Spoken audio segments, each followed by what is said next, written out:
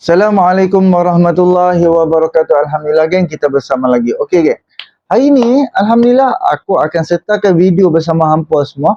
Datuk Seri Anwar Ibrahim termasuk 50 orang pemimpin politik Islam yang terpengaruh di dunia ini. Kan? Ada yang kata nombor 11, ada yang kata nombor 15, tapi Datuk Seri Anwar Ibrahim ada di dalam kalangan 50 orang pemimpin yang terpengaruh, pemimpin Islam, politik Islam yang ada di dalam dunia ini.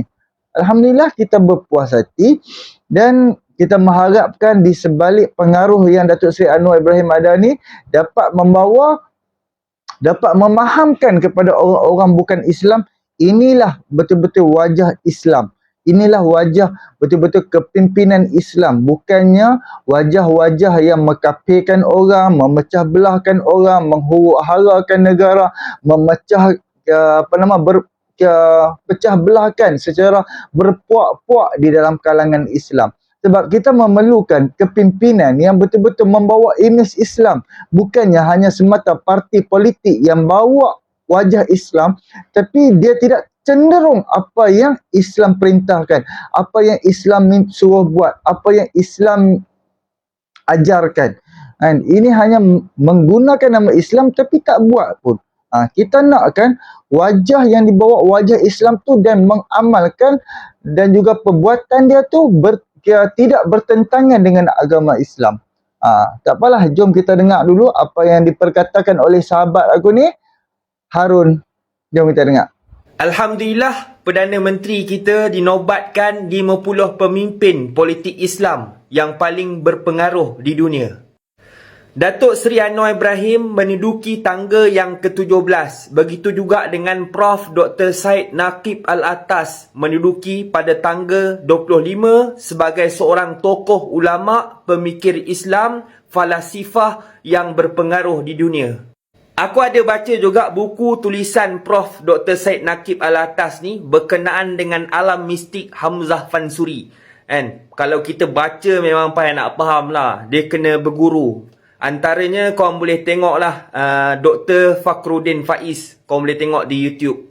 Antara tokoh Islam yang masuk dalam senarai lagi Habib Omar, Habib Ali Al-Jufri, Syekh Ali Jumaah, Syekh Bayah dan banyak lagi lah. Aku ingat lagi lah bekas Kesatuan Ulama Dunia, Dr. Ahmad Raisuni, dia pernah gelar Anwar Ibrahim ni sebagai Al-Mufakkir Islami, tokoh pemikir Islam. Tapi bila sampai dekat geng-geng PAS, macam-macam gelaran lah dia bagi. Al-Juburi lah, macam-macam hinaan dia sebut dekat Anwar Ibrahim ni. Tak apalah, Allah Ta'ala angkat darjat PM kita. Nak bagi tahulah, risalah ni dikeluarkan The Royal Islamic Strategic Study Center di Amman, Jordan. Sekejap lagi kau kata Lim Kit Siang tulis pula dah. Datuk Seri Anwar Ibrahim, PMX, berada di tangga ke-11 individu ataupun ahli politik Islam paling berpengaruh di dunia. Okey, menurut satu terbitan artikel bertajuk The Muslim 500, The World's 500 Most Influential Muslim 2024, telah menyenaraikan Datuk Seri Anwar Ibrahim yang amat berhormat Perdana Menteri kesayangan kita di tangga ke-11 individu ataupun ahli politik Islam paling berpengaruh di dunia.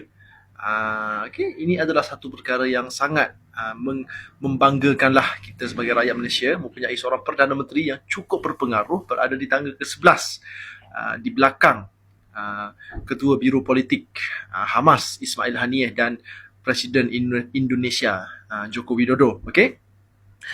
Perkara ini sebenarnya tidak mengejutkan. Mengikut rekod pada tahun 2022, Datuk Seri Anwar Ibrahim menduduki tangga ke-22 sebagai individu ataupun ahli politik Islam paling berpengaruh di dunia. Maknanya apa? Maknanya pengaruh yang dibawa oleh Datuk Seri Anwar Ibrahim ini semakin hebatlah, semakin mekar, semakin mendapat perhatian dunia. Dan situasi ini sebenarnya sangat berbeza, sangat janggal jika kita lihat apa yang berlaku di Malaysia. Maksudnya apa? Maksudnya jika kita tengok di Malaysia ini ramai orang Melayu, terutama sekali kita panggil sebagai walaun ini, mereka menggelarkan Datuk Seri Anwar Ibrahim ini dengan pelbagai nama. Okey, memaki hamun Datuk Seri Anwar Ibrahim, memfitnah Datuk Seri Anwar Ibrahim. Ini terbaru. Mereka walaun fitnah Datuk Seri Anwar, tali barut Israel. Macam-macam lagi lah, aku malas nak sebut satu persatu kat sini. Tapi poinnya dekat sini adalah nama Datuk Seri Anwar Ibrahim ini, jika kita tengok di Malaysia, macam-macam orang tuduh dia. Okay, apa orang tak kata dekat dia. Okay, orang maki hamun dia, orang tuduh dia, orang fitnah dia, macam-macam. Okay, namun di peringkat dunia, di mata dunia, Datuk Seri Anwar Ibrahim berada di tangga ke-11 individu ataupun ahli politik Islam paling berpengaruh di dunia. Okay, jadi aku mengharapkan yang semoga perkara ini boleh membuka mata lah, membuka minda walaun terutama sekali, supaya melihat ke hadapan lah. Okay, mencari fakta, bercakap itu berdasarkan fakta. Okay, sudah-sudahlah kita mengamalkan politik sempit, okay? Politik benci, politik fitnah, politik hasut-menghasut ini. Okay? Tahniah kepada Datuk Seri Anwar Ibrahim dan tahniah kepada seluruh penyokong-penyokong Datuk Seri Anwar Ibrahim. Okay? Salam perpaduan. Alhamdulillah geng. Datuk Seri Anwar Ibrahim ada yang kata tingkat yang ke-15, ada yang kata tingkat yang ke-11. Manusia pimpinan Islam, politik Islam yang paling terpengaruh di dunia. Sebab cuba hangpa tengok kan, cuba hangpa tengok. Datuk Seri Anwar Ibrahim dalam masa beberapa bulan ni sepanjang dia jadi Perdana Menteri, dia pergi ke merata, ke serata macam negara-negara Asia. Malah Datuk Seri Anwar Ibrahim pergi Arab Saudi, pergi terbaru pergi Dubai kalau tak silap aku. Pergi New York dan pergi mana-mana. Akan ada wancana. Tambah-tambah pula Datuk Seri Anwar Ibrahim pergi ke Indonesia. Rakyat Indonesia sangat-sangat ramai yang mengenali Datuk Seri Anwar Ibrahim. Dan juga sehingga kan mereka keluarkan kenyataan Datuk Seri Anwar Ibrahim ni selepas ucapan Datuk Seri Anwar Ibrahim dekat PBB soal Palestin, soal pelbagai soal yang Datuk Seri Anwar Ibrahim ucapkan, orang Indonesia keluarkan kenyataan depa punya kepimpinan politik yang Soekarno kalau tak silap aku lah kan, betul tak kalau tak silap aku, sehingga kan depa bangga dengan ucapan Datuk Seri Anwar Ibrahim. Cuba hangpa tengok, ada yang kata Tun Dr. Mahathir lagi hebat, orang kenal dia kan, orang kenal dia lagi banyak. Sebab apa? Tun Dr. Mahathir dah tak ada di dalam senarai manusia kepimpinan politik Islam yang paling terpengaruh. Sebab apa geng? Sebab kita boleh, of course, orang akan tengok berdasarkan pilihan raya juga kan. Tun Dr. Mahathir masuk pilihan raya yang ke-15. Apa yang berlaku? Hilang deposit. Kalau betul-betul Tun Dr. Mahathir ni adalah seorang yang terpengaruh, orang paling-paling pengaruh, satu dunia kenal dia, pilihan raya, rakyat Malaysia takkan sisihkan dia. Rakyat Malaysia tetap akan undi dia. Tapi disebabkan pengaruh dia makin hari makin hilang, disebabkan faktor usia dia, Tun Dr. Mahathir dah tak boleh buat apa dah. Dia hanya boleh bercakap dan boleh berjalan. Tindakan usaha dia dah tak mampu. Dia tak macam dulu dah. Dia tak boleh fly sana, fly sini, fly sana. Dia tak boleh buat seperti mana Datuk Seri Anwar Ibrahim buat kan. Kepimpinan sebelum ni kalau pi mana-mana kena rehat sehari 2 hari kan, dah settle kerja kena rehat, kena cuti sehari pun kerja 4 jam 5 jam kan. Jadi kita boleh tengok Datuk Seri Anwar Ibrahim pilihan raya hari tu, pilihan raya yang ke-15 baru ni, undi yang Pakatan Harapan yang Datuk Seri Anwar Ibrahim dapat 4 juta lebih undi saja. Undi 5 juta lebih. Perikatan Nasional hanya dapat 4 juta lebih. Anwar Ibrahim dapat 5 juta lebih kan? Dan Barisan Nasional dapat 3 juta lebih. Jadi Anwar Ibrahim ni di dalam negara pun dia jutaan rakyat yang menyokong dia sebagai Perdana Menteri.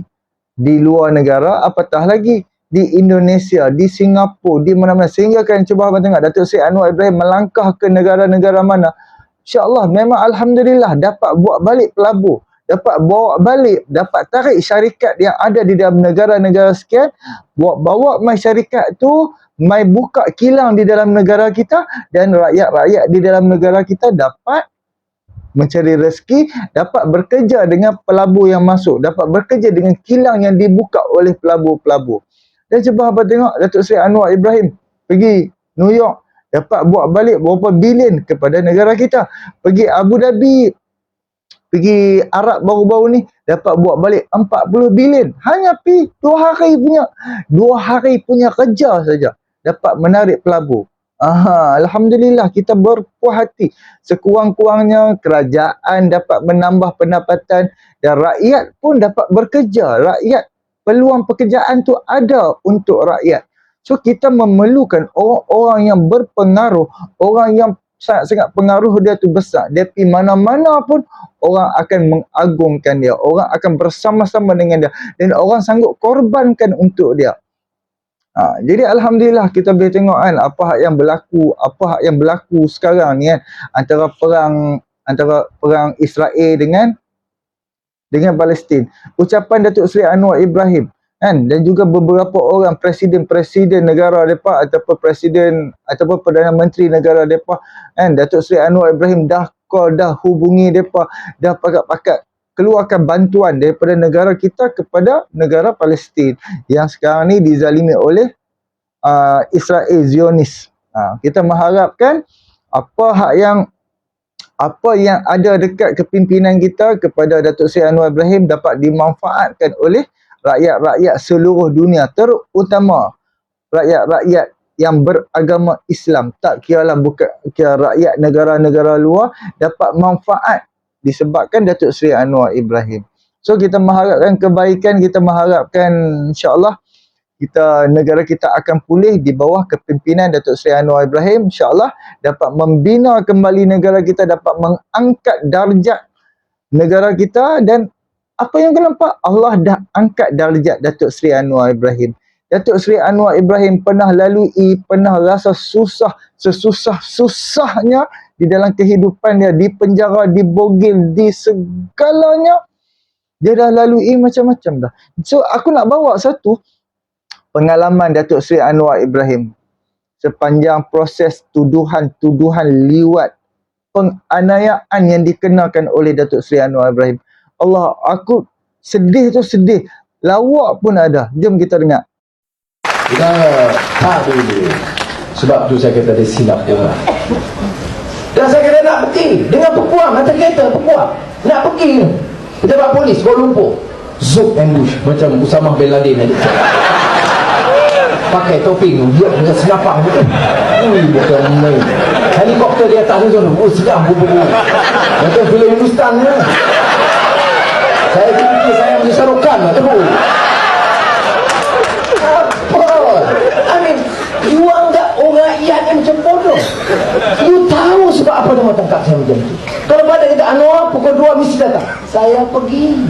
Kalau saya tak pergi, dia tangkap okey. Ini dia tangkap 12.55. Sebab apa? Kami tahu dia tak akan pergi. Oh, jin. Bukan jin baiknya, jin iblis. Kemudian bawa ke pada polis. Soal jawab. Betul awak buat macam tu, Allah saya nak tanya. Tapi dia sabar. Tak jawab, dia awak salah. Jawab dia. 5 jam setengah. Awak ke bilik itu, ke katil itu. Membuatkan saya. Kemudian cukup. Sekarang ni kita kena pergi ke hospital. Buat apa? Pemeriksaan doktor. Jadi saya tak sakit.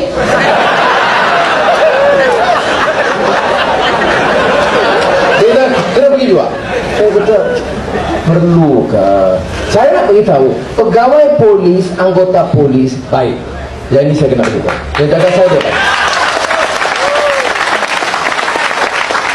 Yang biadab ini 3-4 di atas. Dia jaga baik. Kamu londes semua aku, saya kena londes juga kamu. Ya, saya akan dengar.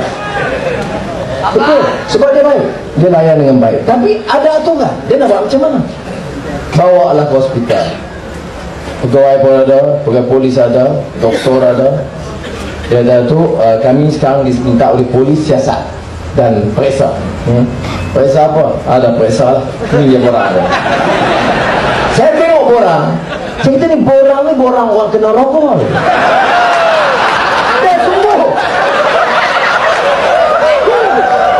Dan saya beritahu tuan doktor, saya tak kena rogol.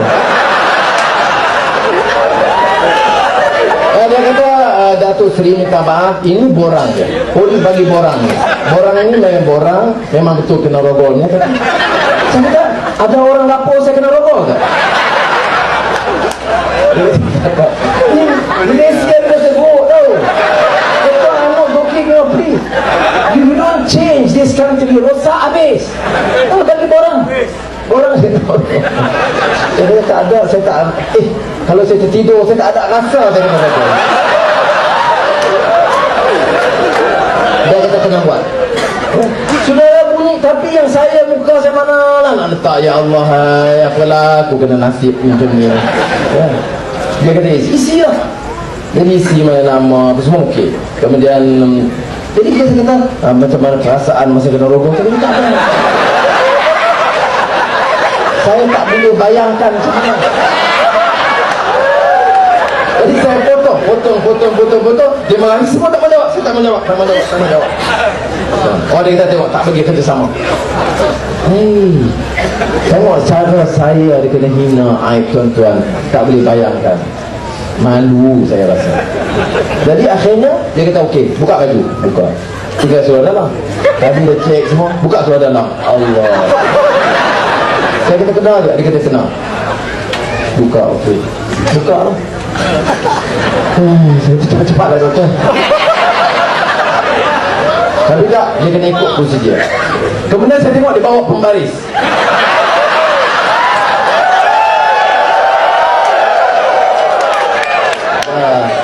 Saya malu. Saya bukan orang muda. Tapi kalau saya tak buat, awak salah. Utusan Malaysia kata, tengok Anwar salah, tak kerjasama. Salah urusan. Kali cek belakang pula, korek tak sikit. Kita pelan-pelan. Sudah. Lepas tu kami nak ambil gambar. Kita ambil gambar akan masuk TV3 macam mana? Kalau tu tidak YouTube. Kemudian saya tak bagi. Saya kata no, I'm not going to give. Dia kata tapi ini prosedur. Prosedur apa? Semua kes-kes rogol kita kena buat dulu. Saya tak bagi. Dah habis tu, dah habis perkara semua, kami tak darah. Ambil darah, saya kata. Dulu dah ambil 98 ambil, saya 6 tahun di penjara, 5 kali ambil darah. Ambil lah darah tu. Darah tu sama je. Tapi Datuk Dollah kata tak sama DNA. Datuk Dollah apa? Orang tua pula pindah mak kali saya. Dia kata DNA dulu, yang tu dulu tak, sekarang lain. Dollah ni cocok jari lah, cocok jari 10 tahun dulu, cocok jari sekarang ni sama. Dia nak harap menantu dia bagi tahu menantu dia tak bagi tahu. Jadi sudah. Jadi saya kata saya tak nak bagi. Sebab apa saya tak bagi? Sebab dulu saya dah kenal. Ingat, darah ambil Dr. Zahari daripada Universiti Hospital HKL kata dia ambil darah, dia simpan bahagian forensik. Kemudian datang polis namanya Rodwan, ACP Rodwan, ambil darah tu tanpa kebenaran. Tak tahu buat apa. Nak cek DNA, kita tengok atas tilam 13 tumpuk. Cek, itu dia DNA atas tilam 13 tumpuk. Bila kita tekan, kita bawa DNA, pakar DNA daripada London dan Melbourne, baru dia tarik balik. Maka Augustine Paul Hex tu pun kata, ni tidak relevan. Tapi 3 bulan dia hamun saya dalam akhbar. Ingat media, Anwar salah laku, saya anak buat ni, anak buat ni. Bila kita bawa pakar, pertikan, dia tarik balik. Sudahlah. Kerja sial jahat kita nak, tak boleh kita makan. Sebahagian orang bodoh, alat perkakas pecacai di kalangan kamu akan terima. Tapi saya yakin insya-Allah rakyat akan menolak fitnah jahat ini.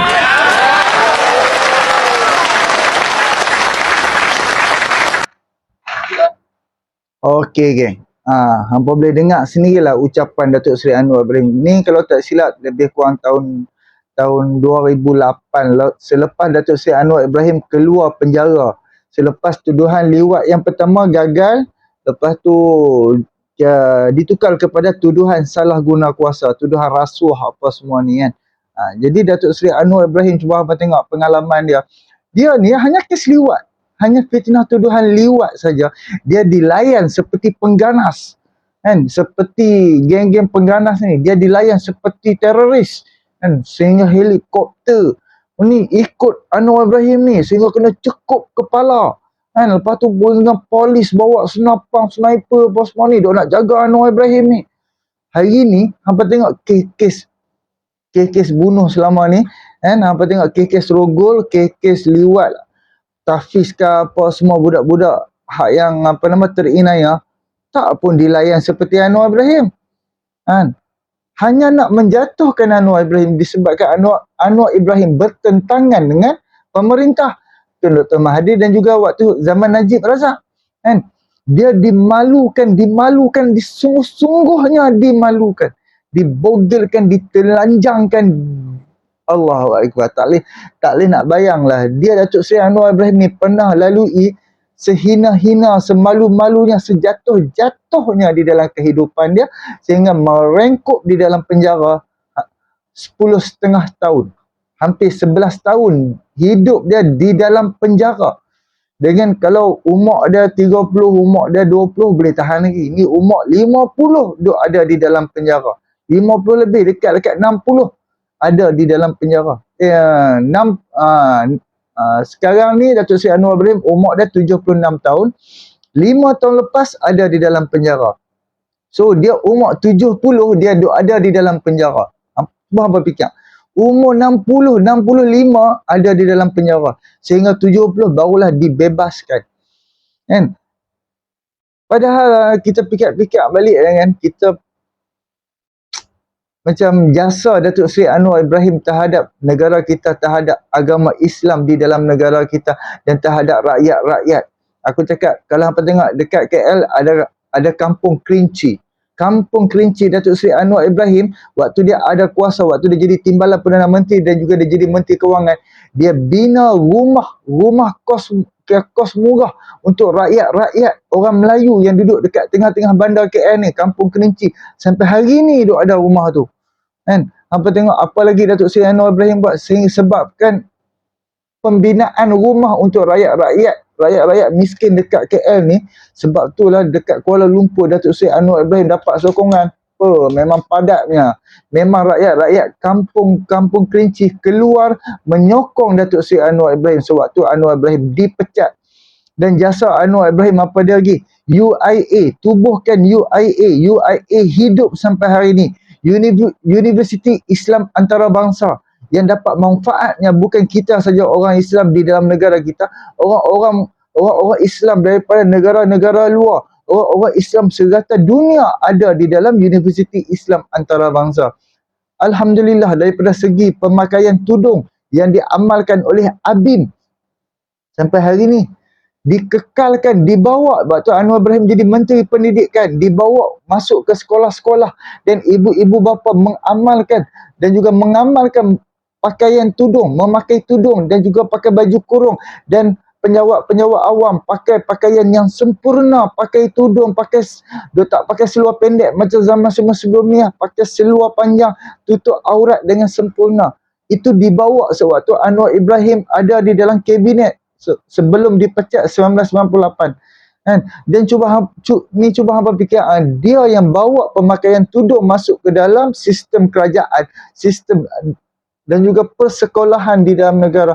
Bayangkan berapa besar pahala yang dia dapat, dia manfaatkan jawatan yang dia dapat, dan amalan dan juga pembuatan pemakaian tudung tutup aurat dengan sempurna itu dikekalkan sehingga hari ini. Allah saja yang tahu betapa besarnya ganjaran dia, sebabkan dia ada jasa dia daripada segi itu terhadap agama Islam di dalam negara kita. Allah angkat darjat dia menjadi orang nombor 1 di dalam negara kita.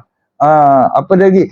Tubuh bank Islam, bersistemkan Islam. Sampai hari ini alhamdulillah rakyat-rakyat dapat manfaat kan sistem bank yang Islami.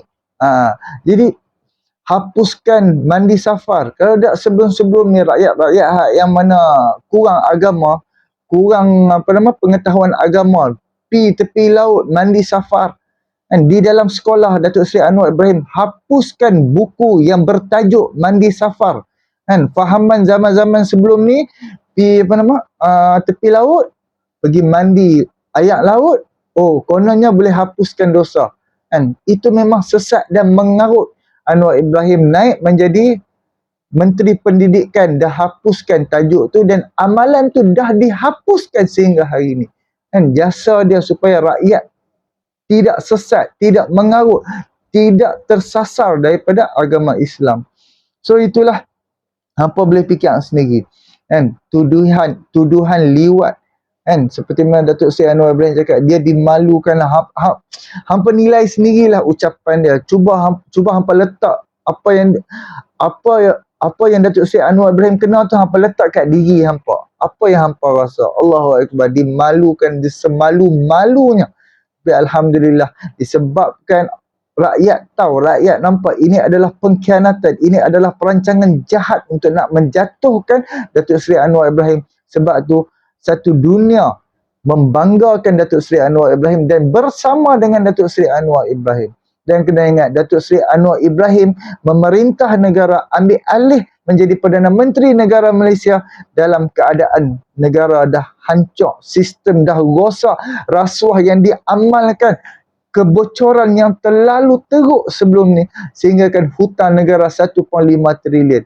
Kalau pemerintahan Anwar Ibrahim tidak repair balik segala kerosakan, lagi teruklah negara kita akan kena hadap untuk 10 tahun, 20 tahun, 30 tahun yang akan datang. So, kita tak mau pemerintahan hari ini meninggalkan beban kepada pemerintahan untuk yang akan datang. Sebab yang akan lalui semua ni, yang akan menanggung segalanya adalah rakyat, untuk anak-anak kita yang masih kecil. Kalau hari ni kita tak repair negara kita ni elok-elok, untuk yang akan datang lagi teruk. Jadi, hari ini kita mengharapkan, kita bagi masa kepada Anwar Ibrahim repair balik sistem negara, sistem perkhidmatan di dalam negara, sistem cukai, segalanya yang ada di dalam negara kita, untuk nak pulihkan kembali, untuk nak buat persediaan untuk nak hadapi 10 tahun, 20 tahun yang akan datang. Sebab apa? Kita tak tahu. Cuba hampa tengoklah perbezaan antara tahun 2000, tahun 2010, tahun 2020 dan hari ni tahun 2023. Hampa boleh tengok perubahan kehidupan ni, kos sara hidup makin naik. Bukan berlaku di dalam negara kita saja, satu dunia berlaku. Tapi apabila makin naik kos sara hidup makin tinggi, kalau pengurusan kita, sistem kita hancur, lagi teruklah kita akan hadapi. Kan? Jadi kita memerlukan seorang kepimpinan yang pandai buat kerja, yang reti uruskan negara, yang bijak uruskan kewangan negara, supaya negara kita terus membangun, terus membina, dan sehinggakan kos sara hidup dapat diturunkan dan dapat membalankan kehidupan rakyat. Yang mana tak ada kerja, alhamdulillah ada kerja, dan kita harapkanlah segala kebaikan-kebaikan insya-Allah untuk masa depan negara kita. Okey, terima kasih banyak. Boleh tolong subscribe, like, komen dan share. Kita harapkan aku dah buat video ni, aku harapkan aku dapat sokongan daripada kawan-kawan, dan terus aku dapat keluarkan video, aku dapat berkongsi bersama hampa. Dan pada aku, tidak semua orang berani bercakap, dan tidak semua orang takut dikritik, takut dicerca oleh orang-orang sekeliling, adik-beradik, sepupu sepapat apa semua kan. Jadi kita harapkan letak tepi apa yang orang nak kata. Lalu ni kita kena fikir untuk masa depan kita. Kita perlu fikir pemerintahan untuk yang akan datang. Kita silap pilih, kita akan hancur. Dan kita perlukan orang yang sepatutnya ahli-ahlinya untuk memerintah negara kita. Seperti mana untuk jadi guru, untuk jadi profesor, untuk jadi menguruskan sesuatu bidang pun kita perlukan ahli-ahlinya. Apabila kita lantik bukan ahli-ahlinya, sebab tu hancur. Sebab tu sistem makin hari makin hancur. Sebab apa? Sebab bukan ahlinya. Bukan orang-orang yang sepatutnya. Faham tak? Okey, terima kasih banyak. Boleh tolong subscribe, like, komen dan share. Hampa nilailah. Jom sama-sama kita bagi sokongan terhadap Datuk Seri Anwar Ibrahim. Terima kasih banyak. Subscribe, like, komen dan share. Assalamualaikum.